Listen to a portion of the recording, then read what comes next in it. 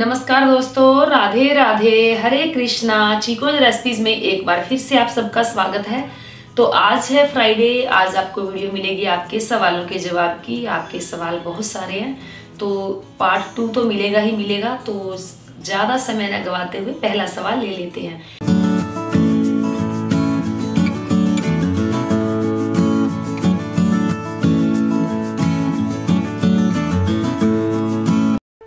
Subscribe करें chikoo recipes को और बेल आइकन को टैप करें मेरी हर वीडियो सबसे पहले देखने के लिए।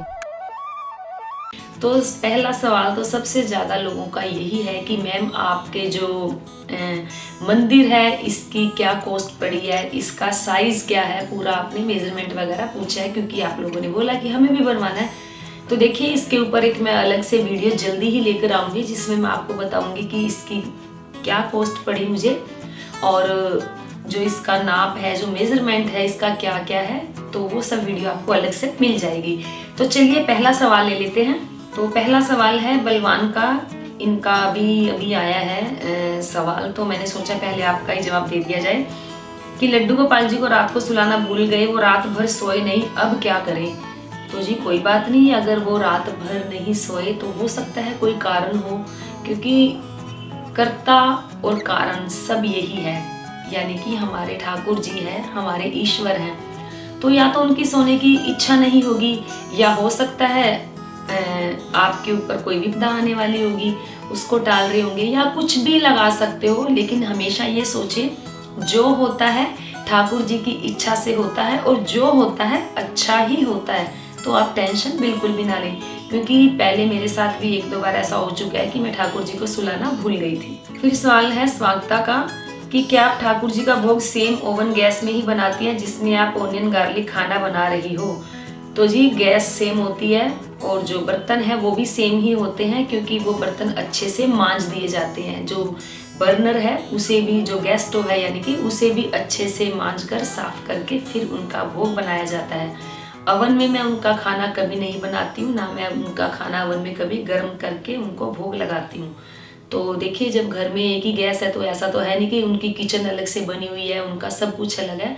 वो हमारे फैमिली मेंबर है, हमारे परिवार का हिस्सा है। हाँ, सात्विक भोजन का जरूर भोग लगाते हैं उन्हें, लेकिन ऐसा नहीं कि उनके लिए गैस स्टोव भी अलग है, बर्तन भी अलग है। हाँ, जब भी उनका भोजन बनाया जाता है प्रसाद के लिए तो वो पूरा बर्तन अच्छे से साफ होता है और ज़्यादातर कोशिश यही होती है कि जो उनका बर्तन होता है वो अलग से ही होता है। लेकिन कभी कभार ऐसा होता है कि सेम बर्तन भी हो जाता है। हाँ, गैस स्टोव हमेशा साफ करके ही भोजन बनाया जाता है। फिर सवाल है यश का कि बताइए मैं अपने लड्डू गोपाल जी को ब्लैक कलर कर सकती हूँ। तो जी देखिए मैं तो नहीं कहूँगी कि आप अपने लड्डू गोपाल जी को ब्लैक कलर करो, क्योंकि जो ब्लैक कलर होकर आते हैं ठाकुर जी वो कोटिंग की होती है। लेकिन आजकल कोटिंग भी इतनी अच्छी नहीं आती है, क्योंकि 1-2 बार ठाकुर जी को स्नान करवाओ तो कहीं कहीं से कोटिंग उतरनी शुरू हो जाती है। तो अगर आपने ब्लैक कलर करवाना ही है तो जो इनका मेकअप करते हैं आप उनसे अपने ठाकुर जी का ब्लैक कलर करवाएं घर से। घर पे आप ब्लैक कलर ना करें, क्योंकि जब आप घर पे ब्लैक कलर करेंगे तो आप उन्हें 1-2 बार जब स्नान करवाएंगे तो जो ब्लैक कलर है वो उतर जाएगा। फिर सवाल है रोहन शर्मा का कि आप प्लीज़ मैम इसके ऊपर वीडियो बनाएं, ठाकुर जी की मंगला आरती कैसे होती है, श्रृंगार राजभोग आरती, संध्या आरती, शयन आरती कैसे होती है, सब बताएं। तो जी बिल्कुल जल्दी ही आपके कहे अनुसार ये वीडियो मैं लाने वाली हूँ कि जो ठाकुर जी की जो आरतियाँ होती हैं वो कैसे होती हैं। जितना मुझे पता है उस हिसाब से मैं ये वीडियो जरूर लेकर आऊँगी। फिर सवाल है भारत लाल का कि मेरी तुलसी सूख गई है, अजीब सी दिखती है, उनको हटा दूँ, मैंने नए बीज लगाए हैं। तो जी अगर आपकी तुलसी सूख गई है, क्योंकि इस मौसम में जब ये मौसम ज़्यादा ठंडा होता है तो तुलसी ज़्यादातर लोगों की सूख ही जाती है। या तो आप यूँ करा करें जब सर्दियाँ आए तो तुलसी के गमले को घर के कमरे के अंदर कर लें, यानी कि जहाँ छत हो, उन्हें जो ओस है, जो ठंड है उसे कम लगे। तो और सुबह जब धूप निकले तो आप उन्हें बाहर कर दें, तो देखेंगे कि जो तुलसी है आपकी हरी भरी है। बाकी रही बात कि तुलसी का पौधा निकाल दूं, तो तुलसी का पौधा ना निकालें, आप उसे गमले में एज इट रहने दें, क्योंकि ठाकुर जी को भोग लगाने के लिए तुलसी की डंडी ही काफ़ी है। अगर सूखी हुई तुलसी है तो छोटा सा तुलसी का टुकड़ा तोड़ ले लकड़ी का, ठाकुर जी के पास रख दे, उससे भी भोग लगाया जा सकता है। और दूसरा जो आप बोल रहे हैं कि आपने बीज डाले हैं, तो आपने अगर बीज डाले भी हैं तो वो बीज अभी नहीं आएंगे, वो थोड़ा आगे चल के वेदर थोड़ा चेंज हो जाएगा, मार्च अप्रैल आएगा, तब जाके वो तुलसी का जो छोटे छोटे पौधे हैं आने शुरू होंगे। लेकिन इतनी सर्दी में जो तुलसी है वो नई नहीं आएगी, या आप फिर नया तुलसी का पौधा लगा लें। फिर सवाल है आयुष्मान का कि घर में हम माता की कितनी हाइट की मूर्ति रख सकते हैं। तो ये देखिए, मेरे हिसाब से अगर देखा जाए तो 2 फीट तक की मूर्ति आप अपने घर में रख सकते हैं। तो लेकिन अगर मुझसे पूछा जाए कि कितने इंच की मूर्ति घर में रखें, तो मैक्सिमम से मैक्सिमम 18 इंच तक की मूर्ति आप अपने घर में रखें तो वो काफ़ी अच्छा रहेगा। फिर सवाल है स्वास्तिक यादव का कि आपसे एक प्रश्न है, मन में एक डाउट है, हम भी श्री विग्रह लाना चाहते हैं, उनकी सेवा करना चाहते हैं, लेकिन कुछ लोग कहते हैं कि उनकी सेवा बहुत नियम होते हैं। कैसे नियम होते हैं, भगवान को नियमों में कैसे बांधें? प्लीज़ मेरे प्रश्न का आंसर जरूर दीजिएगा। तो जी देखिए, मुझे नहीं पता क्या क्या नियम होते हैं, भगवान भाव के ही भूखे होते हैं। अब जैसे देखिए कि आप नियमों में बंधे रहेंगे तो आपको यही लगता रहेगा कि आज मेरे से ये नियम छूट गया तो मेरी अच्छे से पूजा नहीं हुई। तो नियमों में जब बंधोगे तो आपका दिमाग भटकता रहेगा, क्योंकि आपके अंदर वो भाव आएगा ही नहीं। क्योंकि जब आप नियमों में बंधे रहोगे तो आपके अंदर जो सेवा का भाव है वो प्रॉपर तरीके से नहीं आ पाएगा। आप अगर ठाकुर जी आपके घर आना ही चाहते हैं, वो क्या आना चाहते हैं, अगर वो अपनी सेवा का मौका आप लोगों को देना चाहते हैं तो कोई भी नहीं रोक सकता। फिर आप उनके आने के बाद आप उनकी कैसे भी सेवा करें, अच्छे भावों से करेंगे, उन्हें वो स्वीकार होगी। क्योंकि ठाकुर जी जैसी भी सेवा आप हमसे लेना चाहते हैं, आप हमें उन्हीं नियमों में ढाल दें, तो देखेंगे कि आपने अपने राधा रानी की, ठाकुर जी की बहुत अच्छे से सेवा की है। फिर सवाल है प्रतीक का कि तुलसी माला ओकेजनली पहन सकती हूँ या हमेशा पहनना जरूरी है? तो जी जरूरी कुछ भी नहीं होता, आप ओकेजनली भी पहन सकती हैं। अब जब आप ओकेजनली पहनना शुरू करेंगे, आपके अंदर जब बदलाव आएगा, आपके जीवन में बदलाव आएगा, तो आप हमेशा ही उस माला को पहनेंगे। फिर सवाल है किशोर का, ये 1-2 लोगों ने और भी मुझे बोला है कि अगर आपने नए युगल सरकार लिए हैं तो पुराने वाले मुझे दे दीजिए। तो मुझे लगता है कि आप लोगों ने वीडियो ध्यान से नहीं देखा। मैंने वीडियो में बोला था कि मैंने अपनी भतीजी के घर जो युगल सरकार आए हैं उनकी प्राण प्रतिष्ठा के लिए उनके घर जा रही हूँ, उनका श्रृंगार करूँगी। तो शायद आपने वीडियो को ध्यान से नहीं सुना। तो देखिए, मेरे पास जो मेरे युगल सरकार हैं वो वही है, मैं कोई नए युगल सरकार नहीं लेकर आई हूँ। जो आप जिसकी आप बात कर रहे हो वो युगल सरकार मेरी भतीजी के घर आए हैं। तो जिन युगल सरकार को आपने श्रृंगार करते हुए देखा है, वो उन युगल सरकार ने मेरी भतीजी को अपनी सेवा का मौका दिया है। फिर सवाल है कपिल सिंह का कि आप लड्डू गोपाल जी के वस्त्र कैसे धोते हो? मेरे लड्डू के वस्त्र धोने के बाद अजीब से हो जाते हैं। तो जी देखिए, मैं हर वीडियो में बोलती हूँ कि मैं अपने ठाकुर जी के और लड्डू गोपाल जी की जो पोशाक है वो नहीं धोती हूँ। घर की बनी हुई पोशाक है वो धोई जा सकती है, क्योंकि उसके अंदर बुकरम वगैरह नहीं लगी होती। मार्केट की जो पोशाक होती है उसमें बुकरम लगी होती है, गोटा किनारी तो खैर घर में भी लगी होती है, वो जल्दी से खराब नहीं होती है। हाँ, लेकिन जो बुकरम लगी होती है वो खराब हो जाती है। तो इसलिए आप भी बाजार की जो पोशाक है उसे ना धोया करें, वो खराब हो ही जाएगी। हाँ, अब सर्दियां हैं, जैसे जो वूलन कपड़े हैं, लोग पूछते हैं कि मैम वूलन कपड़े क्या रोज धोए जाते हैं? तो देखिए, अगर आप अपने वूलन कपड़े रोज धोते हैं तो ठाकुर जी के भी वूलन कपड़े रोज धोएं। अगर आप अपने वूलन कपड़े रोज नहीं धोते तो ठाकुर जी के भी वूलन कपड़े रोज रोज ना धोएं। फिर सवाल है सीमा का कि अगर ठाकुर जी का कोई कपड़ा कहीं से उधड़ जाए तो सिल सकते हैं क्या? इससे पोशाक को नहीं पहनाएंगे? तो देखिए, ऐसा नहीं है कि जैसे कोई एक पोशाक है ठाकुर जी की मुझे बहुत पसंद है, वो कहीं से उसकी या गोटा निकल गया, किनारी निकल गई या कहीं से उधड़ गया, तो मैं तो टांका लगाकर पहना देती हूँ, क्योंकि मुझे वो पोशाक बहुत पसंद है। और अगर मुझे वो पसंद है तो ठाकुर जी को भी जरूर पसंद होगी, क्योंकि हमारे अंदर जो भी भाव डालते हैं हमारे ठाकुर जी तो डालते हैं कि वो मुझे ये पहनना है, मुझे वो पहनना है। तो जी अगर कोई कपड़ा फट गया है तो आप उसे ना सिलें।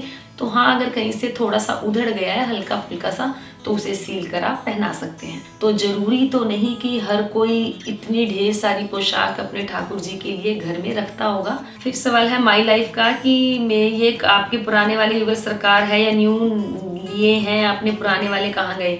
तो जी पुराने वाले कहीं नहीं गए हैं, वो घर में ही विराजमान है। जो आपने युगल सरकार को देखा है वो मेरी भतीजी के घर हैं। फिर सवाल है शर्मा जी का, उन्होंने भी यही सवाल किया है कि आपके पास तो पहले से ही कान्हा जी थे तो फिर से प्राण प्रतिष्ठा क्यों की।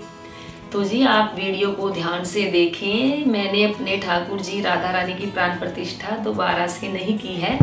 वो मैंने अभी आपको बताया ही है कि वो मेरी भतीजी के घर आए थे, उन्होंने उनको सेवा का मौका दिया था उसको, मेरी भतीजी को, तो वो प्राण प्रतिष्ठा मैंने वहां जाकर की थी। फिर सवाल है मधु का कि ये कौन सी पुस्तक है जिससे देखकर आप पढ़ रहे हो, प्लीज मैम बताइए। तो ये आप उसकी बात कर रहे हैं जो मेरी भतीजी के घर युगल सरकार की प्राण प्रतिष्ठा की थी। तो जी वो पुस्तक कोई नहीं है, वो की जो कॉपी है वो मेरी ही बनाई हुई है। मुझे अच्छा लगता है संस्कृत के मंत्रों का उच्चारण करना, और जो संस्कृत है उसके जो मंत्र मुझे याद हो जाते हैं, मैं अपनी एक जो कॉपी है उसके अंदर नोट कर लेती हूँ। तो वो मैंने अपने ही लिखे हुए हैं जो जो मुझे याद है। तो जी ऐसी कोई स्पेशल बुक नहीं है जो मैं आपको बता सकूं। हाँ, लेकिन अगर आप लोग कहेंगे तो जो जो मंत्र मुझे आते हैं उनका उच्चारण करके एक वीडियो में मैं आप लोगों को बता सकती हूँ। फिर सवाल है जूही कौर का, आपका जो नाम है क्लियर नहीं आया हुआ। तो उन्होंने पूछा कि मैं एकादशी के व्रत शुरू करती हूँ, आप मुझे बताएंगे कि क्या मैं पानी पी सकती हूँ। तो देखिए एकादशी के व्रत के लिए काफ़ी लोगों ने यही पूछा है कि एकादशी का व्रत आने वाला है या एकादशी का व्रत हमने शुरू किया है, एक कर लिया तो दूसरा ना करें। तो काफ़ी ऐसे आपके क्वेश्चन हैं। तो देखिए एकादशी का व्रत अगर आपने जैसे कल एकादशी है मान लो, तो अगर आपने वो व्रत कर लिया और अगली बार नहीं हो पाया तो कहीं गए हो तो कोई बात नहीं, उससे अगली बार आएगा व्रत, तब कर लेना उस व्रत को। और रही बात पानी पीने की, तो जी बिल्कुल आप एकादशी के व्रत में चाय पानी दूध जो भी लेना चाहते हैं वो ले सकते हैं। फिर सवाल है जसवीर का कि आपके लड्डू गोपाल जी कितने प्राइस के हैं। आपके लड्डू गोपाल जी जो दीपक जी ने दिए हैं प्लीज बताना, थैंक यू। तो जी देखिए दीपक जी ने मेरे को कोई लड्डू गोपाल जी नहीं दिए हैं। जो मेरे घर में लड्डू गोपाल जी विराजमान है वो मैं सन 2004 में लेकर आई थी, और मुझे प्रॉपर याद नहीं है कि वो कितने के आए थे, क्योंकि जब उनका पूरा सामान लिया था हमने, उनकी ज्वेलरी ली थी, पोशाकें ली थी, तो मुझे बिल्कुल भी याद नहीं है मैं उनको कितने के लेकर आई थी। फिर सवाल है अभिषेक का कि कन्हैया जी को मंदिर में रखें या सेवा करनी चाहिए। तो देखिए ना आप उनकी सेवा कर सकते हो ना आप उन्हें मंदिर में रख सकते हो, ये तो ठाकुर जी की इच्छा होगी तो वो मंदिर में विराजमान होंगे। अगर वो आपसे चाहेंगे सेवा लेनी तो वो आपसे सेवा लेंगे ही लेंगे, चाहे आपका मन करे या ना करे। फिर सवाल है नीतू का कि मैं अपने घर में लड्डू गोपाल लाई थी पर तब मुझे प्राण प्रतिष्ठा के बारे में पता नहीं था, तो मुझे बता दीजिए क्या करूं। तो देखिए ये सवाल काफी लोगों का होता है और हर बार होता है, मैं हर बार बताती हूँ कि प्राण प्रतिष्ठा एक बार की जाती है जब आप ठाकुर जी को अपने घर में लेकर आते हो, यानी कि पूजा शुरू करने से पहले ही की जाती है। अगर आप पूजा शुरू कर चुके हो उनकी तो उनकी प्राण प्रतिष्ठा नहीं हो सकती है। फिर सवाल है नीतू का ही, उन्होंने पूछा कि ये फ्रूट और अनाज है इसका बाद में क्या करें, यानी कि प्राण प्रतिष्ठा के समय जो फ्रूट्स होता है अनाज होता है उसका क्या किया जाता है। तो जी उसको आप किसी जरूरतमंद को दे सकते हैं, मंदिर में भी दे सकते हैं, ये आपकी इच्छा है। फिर सवाल है शगुन का कि I ask 3 time this question please reply. 9 जनवरी से सफला एकादशी के व्रत रखे थे एंड आई एम अनमैरिड, क्या पुत्रदा एकादशी का भी व्रत करूं। बोलते हैं कि एकादशी व्रत कंटिन्यू करना चाहिए। तो जी व्रत एकादशी के कंटिन्यूज करने चाहिए, लेकिन कई बार ऐसा होता है कि कहीं जाना पड़ जाता है या कुछ ऐसी प्रॉब्लम हो जाती है या तबीयत खराब हो गई तो व्रत नहीं रख पाते हैं, तो ऐसा कुछ भी नहीं है। तो इस बार रख लिया तो बहुत अच्छी बात है, अगली बार नहीं रखा गया, अगली बार किसने देखा है कि उस वक्त क्या होगा क्या नहीं होगा। तो हमेशा वर्तमान में जिए, आज जो करें अच्छा करें, अच्छा सोचें। तो अगर आप आज आपने एकादशी का व्रत किया तो नेक्स्ट पुत्रदा एकादशी है तो वो व्रत भी आप जरूर करें। तो ऐसा जरूरी नहीं है कि जो पुत्रदा एकादशी का व्रत है वो सिर्फ संतान प्राप्ति के लिए ही किया जाता है, आप अनमैरिड है तो ऐसा कुछ भी नहीं है।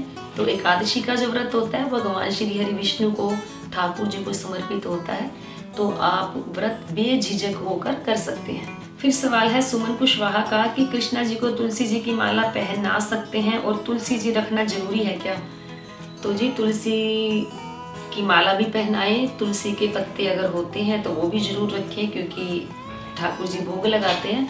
हाँ अगर तुलसी का पौधा नहीं है, तुलसी का पत्ता नहीं है, फिर तो जो आपने तुलसी की माला ठाकुर जी को पहनाई हुई है उससे भोग लग जाएगा। लेकिन जो फ्रेश तुलसी का पत्ता भोग में रखा होता है तो उसकी तो बात ही अलग होती है। तो ये थे आप सभी के सवालों के जवाब, लेकिन अभी पूरे नहीं हुए हैं। पार्ट 2 आपको कल मिलेगा ही मिलेगा। तो उम्मीद करती हूँ आपको आज की वीडियो जरूर पसंद आई होगी। तो लाइक करें, शेयर करें, चैनल को सब्सक्राइब करना बिल्कुल ना भूलें। हमेशा की तरह अपने सुझाव देते रहें। आज के लिए इतना ही, फिर मिलते हैं। धन्यवाद। हरे कृष्ण।